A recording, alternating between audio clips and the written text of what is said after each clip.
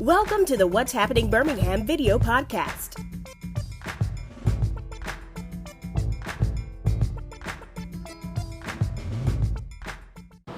Hello everyone, this is Jarvis Escott with What's Happening in Birmingham. Today I am inside Dread River Distillery, located here on the south side, here with Jessica Martin. Jessica, how you doing today? Doing great. Great. So she's going to give us an exclusive tour. This is one of Birmingham's, I would like to say, unique new bars slash restaurants as distillery company that makes their own unique liquor and vodka and spirits. So Jessica, tell me some history background behind this place.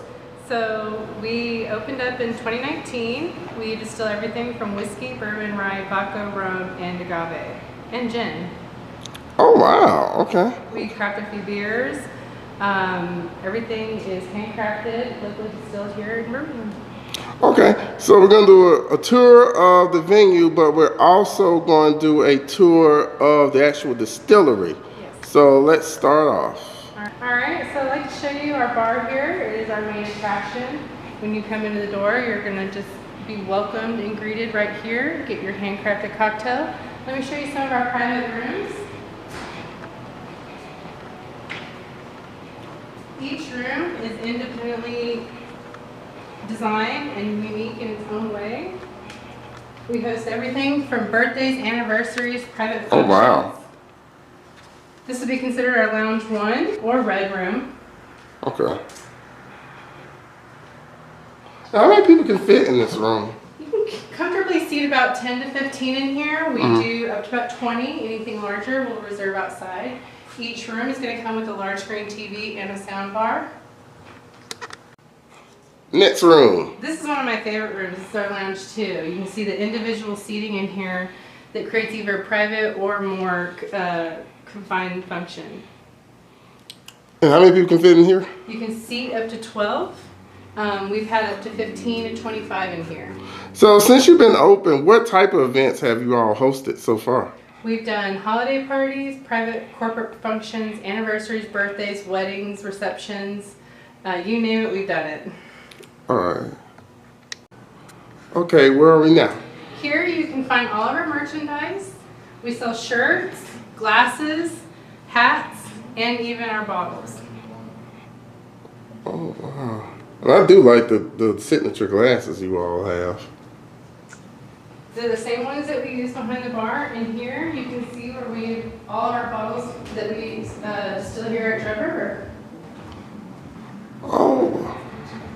We have some award-winning rye, bourbon, and whiskey. Yeah, and I also see Dread River rum. Wow. And all the t-shirts over here on the side. All right, you want to show me this, Jessica? Yes, this is our Master Series 2 Special Edition distilled bourbon. It's 106 proof. Woo! That's a lot. And it's got straight bourbon whiskey aged 2 years. Yes. Oh my. That is, ooh. All right, so show me this area, All Jessica. right, we have some more space over here. All of our doors roll up so you can enjoy the fresh air. This is another favorite lounge of ours. We call this our executive lounge. Quite spacious, opening, and inviting. And how many people can fit in here? We have done a sit-down dinner of 30 in here. Oh wow. I definitely get like you can do something like a wedding reception type of style. We've used this as like a groom's room or a bride's room. The great thing about this, that it opens up into our big private bedroom. Okay. Yeah, that's a lot of space. A lot of space in here. Have you all had a wedding yet? Yes. Oh my goodness. We've done multiple weddings and receptions here. Yeah, it's kind of like a one-stop. All right, we're back, and Jessica has tag team to Will Benefield. He is the house manager here at Dread River Distillery. Will, how you doing today? I'm doing well, Jarvis. How you doing? Great. So you're about to show me the tour, how you guys make the bourbon, the vodka, and the rum? That's right. I'll show you where all the magic happens right here in the back. Okay, let's go. Let's do it. So on our way to the show where the magic happens, Will, you showing me this outside. So what was this original building? What was the original? So we're out here on our veranda space, and I was just saying that the building that we're in here, the front side where the front of house exists, it was first built in the early 1900s as a bank, and it existed as a bank for some time, and then I'm not exactly sure when the transition occurred, but in the late 1900s, around 1980, it became Peck & Hill's Furniture Company that was a manufacturer and showroom floor. And then they rebranded in 96 as Peck & Hill's Antique Company and stayed that way until 2014. Oh, wow.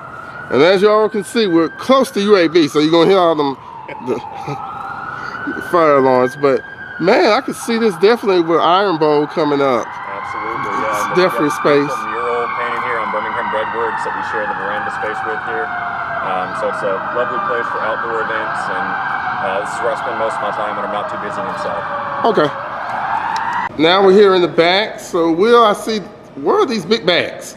So these are grain bags. So each one of these bags holds about a ton of grain. So we have approximately 20 or so tons of grain that's going to be used to mash in on some of our future batches of whiskeys and other spirits that we make here. Now it's going to take me to the nets inside, everybody. Hold on. Here's the bag.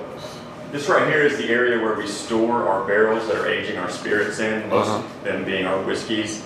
We also have some rums in here that are aging, and some of our agave, working on some newer batches of the aged agave that some of you guys might remember from a previous release. But this is where the barrels sit and age and impart that wonderful flavor into the whiskeys that we know and love. And we also use this space sometimes to do an accelerated aging process for some of our barrels. Yeah, because I noticed on the bottle it said age 2 years. Yes. So literally everyone comes in, it's sitting back here for... It's been sitting here for that long, right? Oh, some of these barrels have been sitting here since 2018. Oh, wow. Yeah. Oh, So wow. that's the unfortunate part about being a whiskey drinker, is it's a long waiting game, but it's totally worth the wait. Okay. You're going to show me the next part. Hold on, everybody.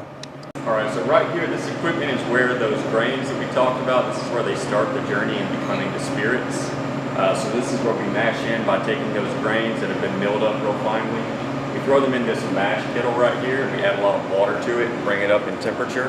And then we also throw some enzymes in here, and this is where we start to break those starches from those grains down into sugars that can be fermented.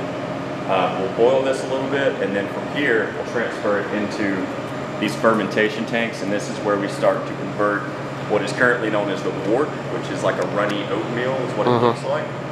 We convert the sugars from that grainy wort into alcohol using yeast through fermentation. At that point, it takes the wort and turns it into what's known as the wash that eventually becomes distilled and turns into our spirits. Okay. So that makes it turn from, for example, with the grains, and make it turns to like the clear vodka type. Yes, yes. So that's, once it's separated into that clear spirit that you know, like the vodka, that separation will occur in the still over here. All the way through from where it gets mashed in until it gets to the still to be distilled, it looks like a porridge or an oatmeal. It's a very sugary, runny oatmeal type consistency.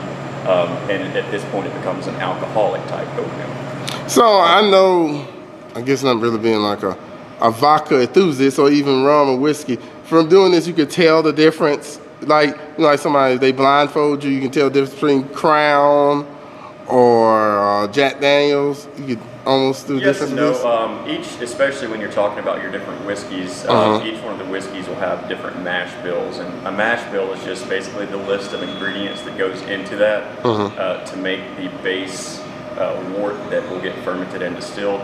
So some of your Canadian whiskeys like Crown Royal might have a higher content of malted barley grain or rye grain, versus if you're making a bourbon whiskey or like a Kentucky bourbon traditionally, at least half of that has to be corn. So at least 50% of the ingredients on that mash bill. So you can look at just the mash bill and what you mashed in with and see the difference in that, but there's a lot of other factors that will come into effect in making the flavors that ultimately make it taste like Crown Royal or whatever, and that is your mash bill as well as your fermentation cycles, how it's fermented and some of those byproducts and flavor molecules, and then also how it's distilled and what you proof it to, what level of alcohol content it has, and then also how you age it is a major factor. That's about 80% of the flavor profile of a whiskey comes from how it's aged in the barrel. So can alcohol typically stay, I wouldn't say forever, but typically, like say if I buy one of you all's bottles today, open it up, it can pretty much last however long? Yeah. Anything, there's a certain level of alcohol content that has a great shelf life, that as long as there's nothing else introduced into it that might be alcohol tolerant, like there are some very, very strange bacteria that might be able to grow in an alcohol, but for the most part, as long as you keep that bottle of spirit away from direct sunlight so that it doesn't start to, I guess, break down some of the molecules in there, then yeah, it can keep for, theoretically, as long as you are alive. Okay. Yeah, you see some bottles that people have been keeping in their cellar or in their bar, bottles of rum or whiskey from the early 1900s that are still perfectly fine. Oh, wow. So how many bottles can you all produce, like I see outside with this? So normally when we mash in on a batch here, if we're making a bottle or making a batch of our whiskeys, for example, we might make a couple barrels, maybe 2 or 3 barrels from a batch. And depending on what level of alcohol content you proof those barrels down to before you put them into a bottle, you can usually get about an average of 250 bottles out of a barrel. So if we mash in on a batch that produces 3 barrels of whiskey, then we have about 750 milliliter bottles of whiskey that comes out of that in the long run. So Will, you said this is the post-production side? Yes, so once the spirits have been mashed in, fermented, and distilled on the manufacturing production side, once you collect that distillate off of the still and you're ready to turn that into the spirit, the liquor that we're going to be drinking, it comes over here and it will get proofed down to either barrel proof or bottle proof. Barrel proof means it's one of the whiskeys that's going to be going into one of those oak barrels that's going to be aging for some time. So it'll go into the barrel at about 125 proof on average, which is about 62.5% alcohol by volume.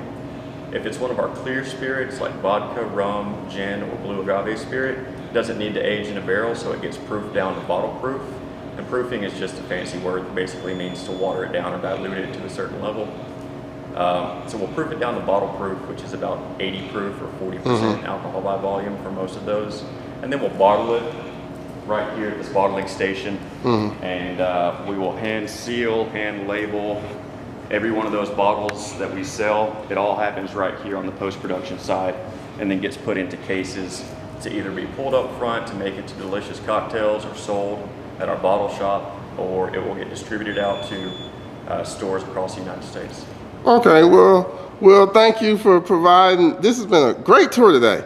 Yeah. Like, I found out some things about making vodka and bourbon that I didn't know before, but you all stay tuned for the bonus segment. Thank you all for watching this video. Please check out what'shappenedbirmingham.com for more interviews. And before I close, what's the contact information? Contact information, you can reach us here Monday through Friday. The phone number is going to be 205-588-1744. We're open Tuesday through Friday from 3 to 10, except on Friday we close at 11 o'clock. And then on Saturdays, noon to 11. And then our website is going to be www.dreadriver.com. All right, well, Will, thanks again. Thank you all for watching. And let's do this bonus segment with Jessica talking about the upcoming New Year's Eve event. Stay tuned, everybody. Thank you for watching the What's Happening Birmingham video podcast. Please check out our website or subscribe to our YouTube channel for the latest videos today.